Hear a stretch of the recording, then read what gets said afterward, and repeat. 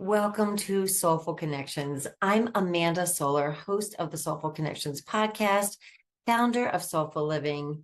And SolFul Connections is where we skip the small talk and head right into the soul talk. And this, my friends, is the 200th episode. So bells, whistles, horns, they're all going inside my heart and head. What I feel is gratitude. I feel so thankful for the people who have come on the show and been vulnerable and shared their thoughts, their stories, their journeys.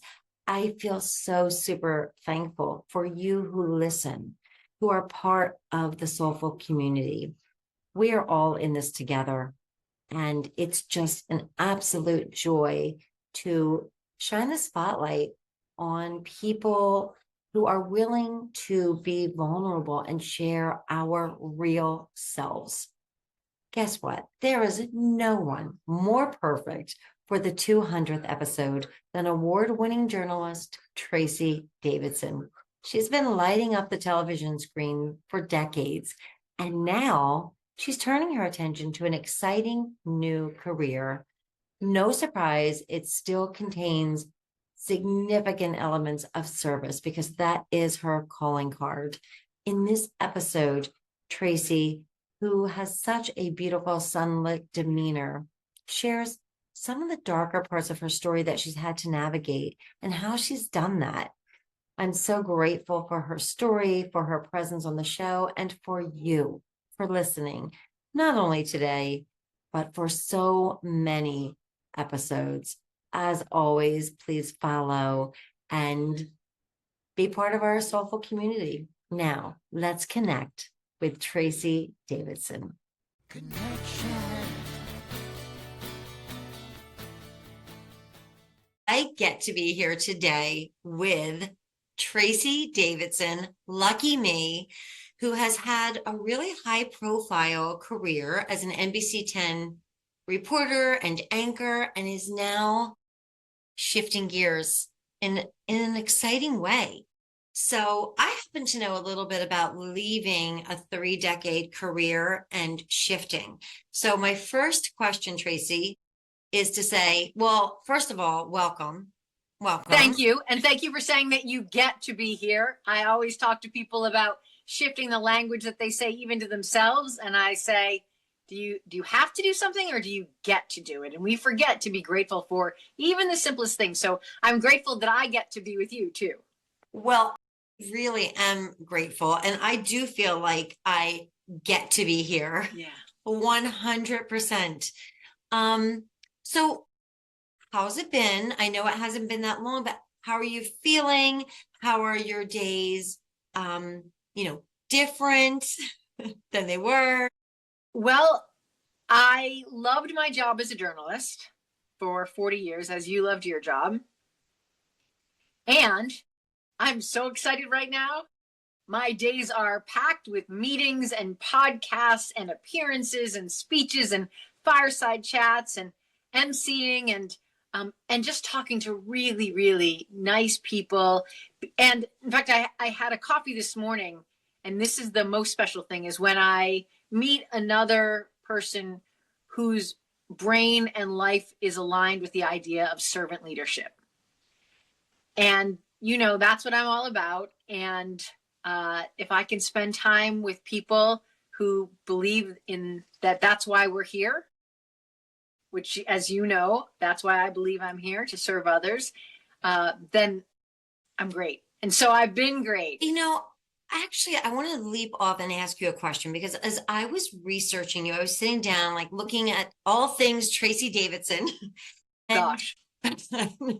And I have to say, what really fascinated me, I thought I was going to see your experience and your education all about, consumer protection, journalism.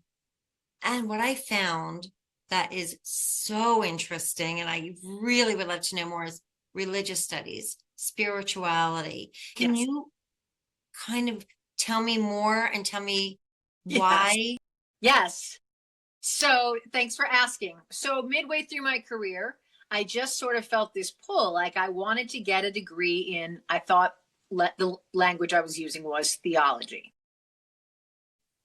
You know, if you're a person of any kind of faith, you often have this discernment process. Is this my thought, or is this my higher power's thought? And I kept saying, well, this sounds crazy, because that would mean I would have to go back to school. And this was about 15 years ago. I have a very busy career. Even then I was doing a lot of speaking, a lot of community commitments. And then I finally said, I think I have to do this. Well, going to school to get a theology degree first involved going back to school to finish my undergrad degree, because I got my first job when I was a junior in college. And then after you get into the job, people go, well, why would you go back? So then I thought, okay, so I'll do that. So I humbled myself in massive lecture halls at Temple University alongside students in sweatpants. And I was this TV girl showing up with my heels and my suits, and having to take all the classes that were not the journalism classes. I had to hire a math tutor. I mean, they were telling me about calculators that do something other than multiply and add. And I was like, I don't understand. Yeah. So I got through that, you know. Then I called a priest friend of mine and I said, okay, so now I have that undergrad degree. What should I do? And he said, I think you should go to St. Charles Borromeo Seminary. And I just laughed out loud. I said, seriously, I was brought up Catholic light. I barely know. I mean, come on. And he said, no, I think you should. So I go in, and a woman was in charge of the religious studies certificate program. And she said, or religious studies program. And she said, I'm happy to let you into our master's program, but honestly, I don't want you to fall on your face, because you don't have any undergrad in anything like this. You're completely like non-traditional student. So she said, come into our certificate program. So religious studies certificate program, I was in nighttime classes with poor seminarians, because I would show up after I got off the 5 o'clock news in my dresses and my heels, clip-clopping down the beautiful halls of St. Charles Borromeo Seminary. And these poor seminarians who didn't know what to make of the girl who was asking to join their study group. And so I finished that. And then I decided to go to Chestnut Hill College to get a master's in holistic spirituality. And that is, I guess, a fancy way of saying we learned about all of the world's religious traditions and what connects them all, and really what helps us understand another human being holistically. I find it so relatable, because I'm always intrigued by what makes us us, and, Yes. you know, the roots of spirituality and what's different about you and your spirituality. At the very end, when I graduated, and I was lucky enough to give the commencement address on the day that I graduated, one of my classmates said, well, why did you want this degree? And I said, well, because I wanted to be able to talk with people about God's love, but I didn't think anybody would want to listen to the lady on TV. And then she said, but why? So she kept pushing. I mean, we were all sort of in these programs so that we could help others to really get to themselves. And it's because I had such a challenging childhood, along with my brother and my sister. And so I said to her, I said, God is the only reason that I am here, that my brother is here, that my sister is here. And I know that he loves me and loved me and will always love me. And I want other people to have that faith moving forward in their lives, that I promise you, no matter what it is you're going through, no matter what your faith is, things are going to get better. I have so many questions, because number one, you know, you didn't have to do that. And if somebody said to me, Amanda, you know, go back to school and PS math, forget it. So my first question is, where did you find the discipline? Is that just who you are? What was your drive? What fueled you? It was so very different from what I was doing at work. And so were there long nights? Was it tiring? Was it hard to, you know, move the time tiles around in my week to try to fit everything in? Yes. And it was incredibly rewarding. I'm a lifelong learner. I'm obviously curious all the time. I've never stopped being curious, which helped me in my journalism career. Mm. And it was just something that I really wanted to learn about, because really at its core, it's learning about other people and how they operate and the rules by which they live. So do you mind, Tracy, at all kind of exploring a little bit about your childhood, a bit about maybe what you were like and maybe Sure. some of the challenges? Yeah. So both of my parents had substance use issues. And so my brother and I were driven around by a parent who was impaired a lot. There was also, I would say, a lot of chaos in our home. In fact, I'm toying with the idea of writing a book, and one of my chapters is about the grease stain on the ceiling in the kitchen, because my mother used to make cheeseburgers with, full 100% fat. I don't think there was 80% fat or 90% lean in, when I was a kid. Yeah. And I wouldn't say often, but it wasn't unusual that plates would go flying at dinner. And so a burger smacked the ceiling, and I'm sure that I participated in the cleanup of the kitchen. But then every Christmas, every morning, I would come down and I would see the ceiling, and I would think to myself, even as a kid, I was like, is anybody going to clean that? Yeah. So, yeah. So, I mean, those are little memories. Here's another little memory that I talk about in terms of confidence and problem solving. I guess I was in 4th grade or 5th grade, and it was about December, and chaos continued, right? My brother and I were pretty good at taking care of ourselves, and we were taking care of my little baby sister. And I'm thinking, it's about Christmas time, and I don't see a Christmas tree. So there were tools in our garage. So I took a little saw. Now remember, I'm in 4th grade, so I have no idea. Wow. And I go in the backyard, which was woods, and I cut down a tree. I'm sure it was a limb.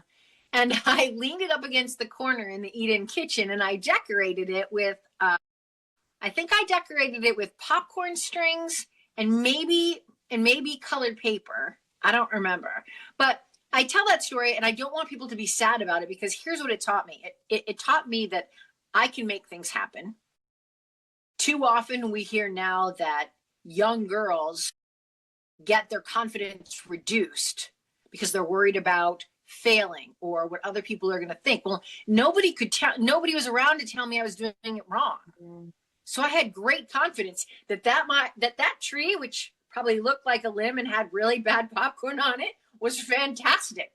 Your view of the world is always more important than the actual reality.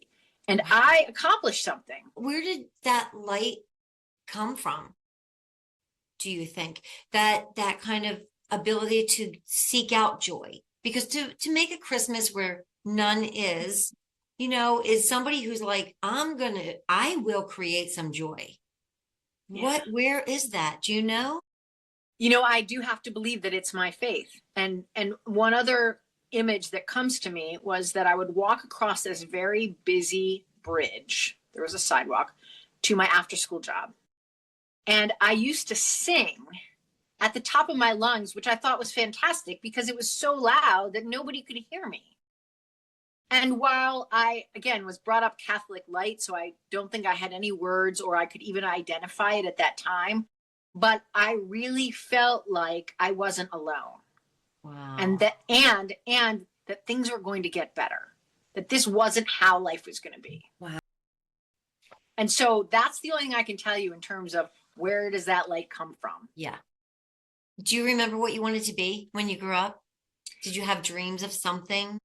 No, I tell you what, I had dreams, and I've said this many times when because that's one of the most common questions I get. Did you always know you wanted to be on TV? Yeah.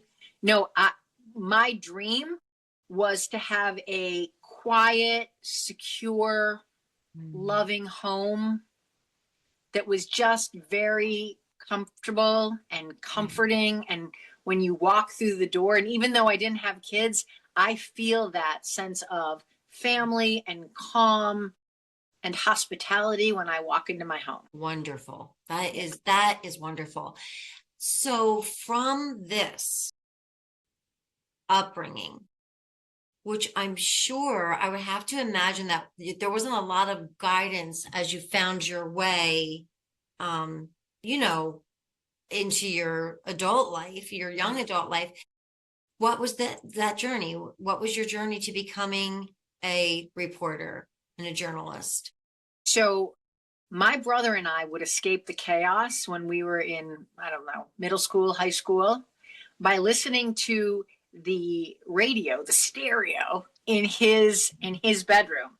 And remember, this is hard to explain to people who are much younger, but there was no, you could look up the lyrics, you could play the song anytime. And so my brother and I were very into the music, and we would challenge each other who can learn the words to this song fastest. And that would mean you have to listen to it, right? Or what song was gonna, that's a new song, how fast is it gonna move up the Billboard 100 list that we're gonna listen to on Sunday morning? And so we would constantly challenge each other. And so when I went to college, somebody said there's an organizational meeting for anybody who wants to join the radio station. And I thought, if I know anything, it's music. And so I became a DJ when I was a freshman.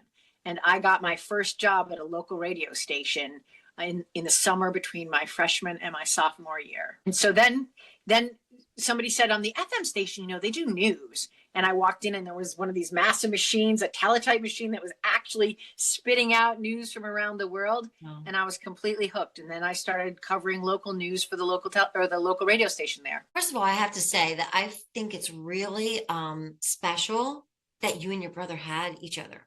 I mean, because that can be a divisive situation in that upbringing. And the fact that you actually kind of joined forces is really special, I have to say. Yeah, I don't think we felt like we were joining forces at the time. I mean, at some times, but most, don't get me wrong. I'm sure that we were at each other's throats quite a bit. But now we're thick as thieves, along with my little sister, and my brother and I will still sometimes, if we happen to be in a car together or we're listening to music and some old song will come on, the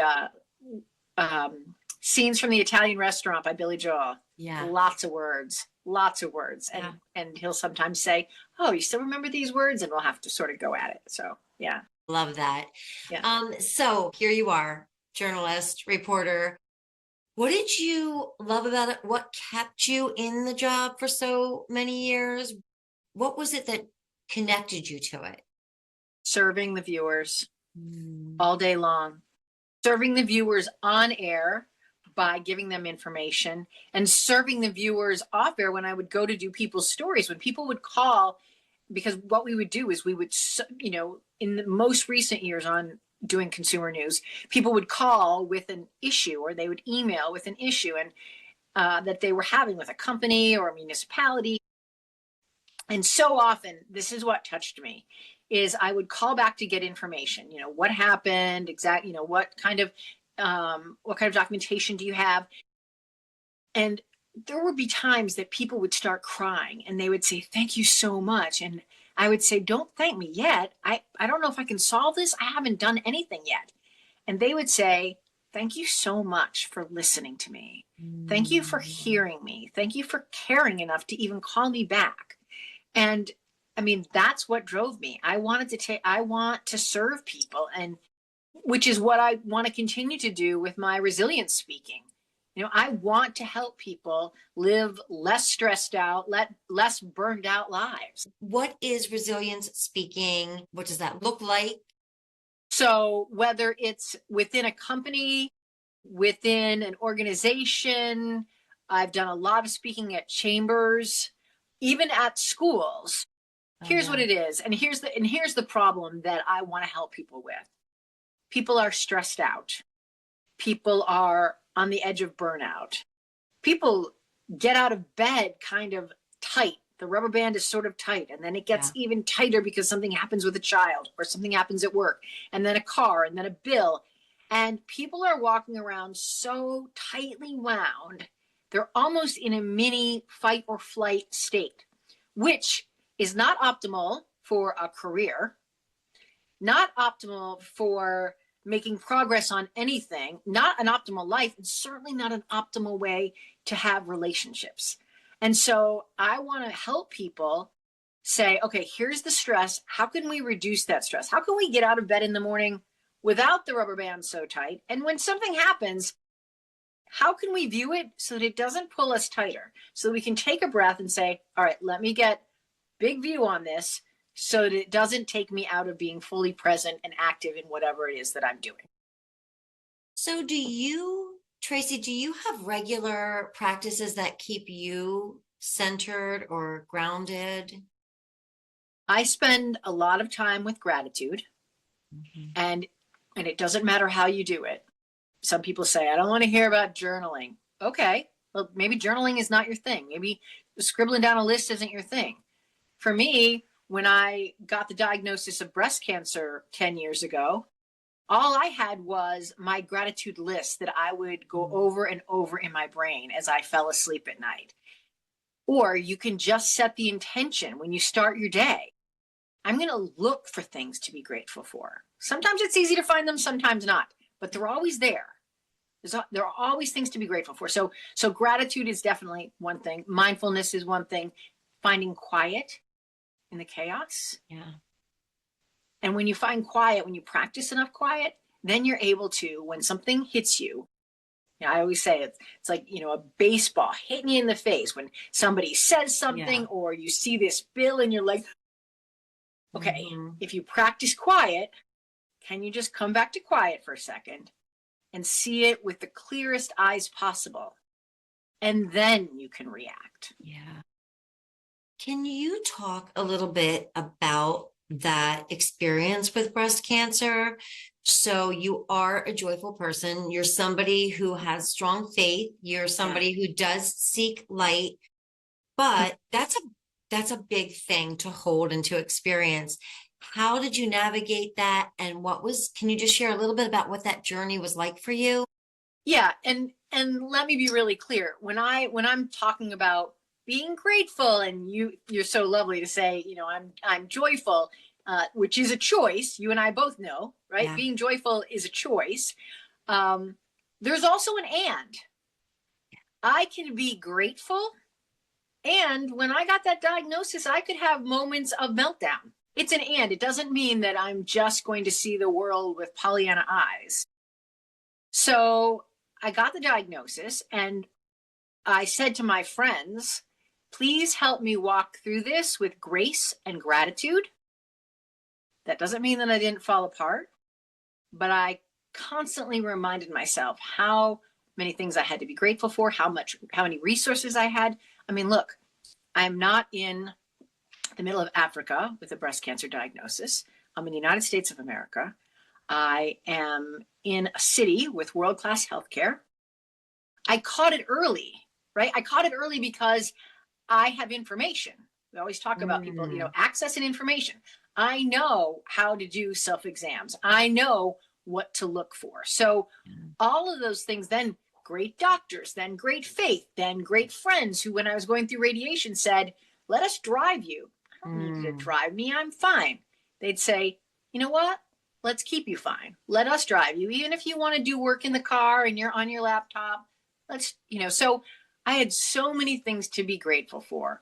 Was it scary? Yes, of course. Anybody who gets a diagnosis like that. And I could find joy, and I could be grateful for my friends and my faith and my family. And Yeah, all of it.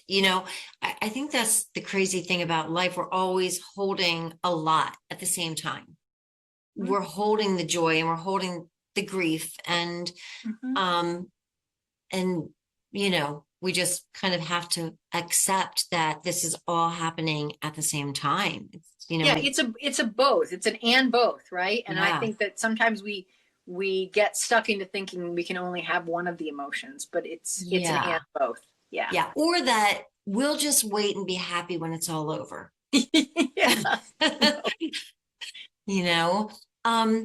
Okay. So Tracy, something I'm so curious about is your persona. You're a public person. And I wonder where that lives in you. I mean, I live in a small town. So if I go to the drugstore, chances are good that I'll bump into somebody who knows me. But people know you. You've been in their living room, right? For years. Yeah. Yeah.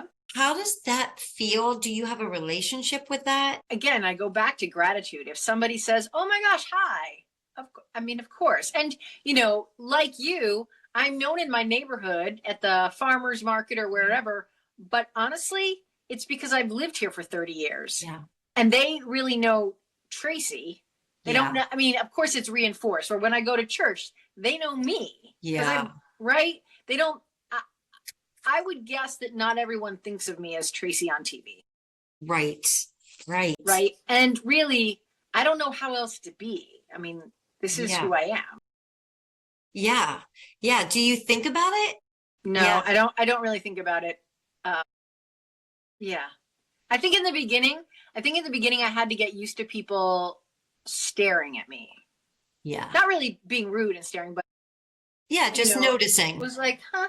And yeah. I didn't, and honestly, I would think, do I have a stain on me? So we just paused because my dog was really barking, and we were also talking about the fact that no one loves you like your dog. I mean, let's face it, where do you get that unconditional love? So we tolerate the madness that they bring. And you know what? That's another thing. The madness that they bring makes us take our world not so serious. So true. Yeah. And you can walk in and anything could be happening and they don't care. They just love you. They don't expect anything. It's 2026. So we're embarking on a new year. I love New Year's. I love beginnings. I love any kind of demarcation. Do you do anything mentally? Do you create a word or a mission, or do you do anything to mark the separation from last year to this year? Well, first, I love that you said that you like new beginnings, because I often say when I take my time in the morning and when I post pictures of sunrises, that we all get another chance when the sun comes up every morning. Yeah. We all get the chance to, and maybe, some of that comes from TV. If you've had a bad show the day before, guess what? We have another chance to do it all over again today. Yeah. Right. And it's the same with life. Were you a little cranky yesterday? You get a chance today to be a little bit nicer to everyone, including yourself. So I love that thought of new beginnings. Yeah. In terms of the year, it's just a continuation of being very intentional with my time and my attention. Because, that's one of the things that I talked about in my TEDx talk a million years ago about digital distraction. I think that we all easily forget that our time and our attention are finite. Yes. And so we give them away instead of being very intentional about who and what we give our time and attention to. So that's something that is a continual work in progress for me. I preach it, but we all have to practice it. Right. And then just living a life of, I read a great book called The Go-Giver. Somebody had suggested it to me. And it was the first book I read in the new year. And I thought, thank you, God. You have given me my intention of generosity to other people for the new year. Yeah. Somebody just mentioned the Go-Giver to me as well. So I will have to get that. And it's interesting that you mention a book, because I was just going to segue into what I just love to do, Tracy, is just ask random and unconnected questions. Oh, no. Okay. Oh, no. All right. Brace yourself. Okay. And one of them was a book that has impacted you. Is there would that be the book or anything else that pops into your mind? Yeah, Go-Giver has really stayed with me since I read it. And I'm just looking over at my other favorite books: Give and Take by Adam Grant, The Second Mountain by David Brooks. Yeah. Presence by Amy Cuddy. That's an oldie but a goodie. Love it. What about a guilty pleasure? Well, right now, my guilty pleasure is Landman. What is that? I don't even know. It is a TV series, and I never get to watch TV. And somebody told me about it. And as the new year began, I thought, well, I have a little bit of time, so I can sort of watch this. Now, I have no idea when I'm going to get to see episode 4, but the first 3 were really good. Yeah. Yeah. That would be my guilty pleasure. I mean, but I do love reading. I was the kid who would, stay up with under the covers with a flashlight reading. Yeah. What about something I love asking such a positive person like you, Tracy, a pet peeve? Oh, a pet peeve. Yeah. Something you find maybe annoying. It is annoying when there are things on my kitchen counter. I like a clear, flat space. Nice. Things can be in the sink waiting to go into the dishwasher, but they can't be on the counter. I like my counter nice and organized. Yes. Yeah, my husband would share that, and he doesn't even like them in the sink, but they can be everywhere with me. They could be surrounding me right now, and I would not even notice. What is something that makes you laugh or just makes you happy? Well, my dog Bradley, for sure. And I would say anything in the outdoors, from snow to sun, makes me really happy. And what about if you were able to invite 3 people to a little 3-hour dinner party, and they could be dead, they could be alive, they could be people you know, or just heard of? Wow. And why? Okay, let's see. Mother Cabrini and Mother Teresa, because I think those 2 women were badasses in a big way. I don't even know anything about Mother Cabrini. Mother Cabrini, she very much did what she wanted to do in terms of educating and taking care of children. And I think the thread with both of them is that I'm sure a lot of people told them no. A lot of people told them no. And they just didn't care about it. They knew what was right. And I mean, talk about resilience. They were both problem solvers. Yeah. I think they both had, I just had coffee with somebody today, and we were talking about faith with a capital F and faith with a little f. And I think both of them had both.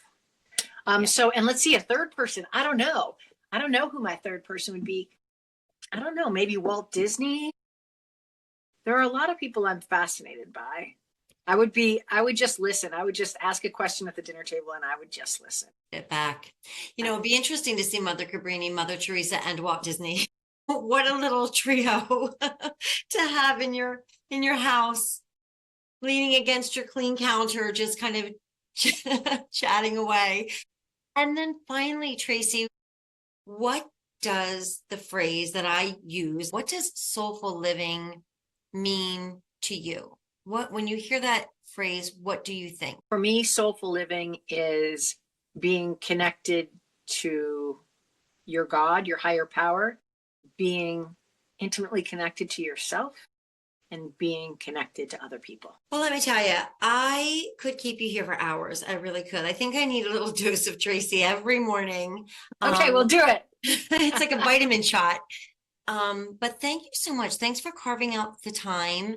I look so forward to seeing, your work that you're putting out into the world right now. It's really exciting to watch. And I appreciate all that you've done with your work in the past for your region and your community and the people that have problems that you have solved. I feel really strongly that I am here to serve, and being allowed to do that I get to do that, is a great pleasure. So thank you. And thank you for your time as well. Hey, thanks so much for listening. Thank you for being a valued part of the Soulful community. Thank you to William Aronson for writing, recording, and producing the SolFul Connections theme song. And finally, always know you're not alone. We are connected. We're all in this thing together. And you and your story are important. Let's just keep on connecting.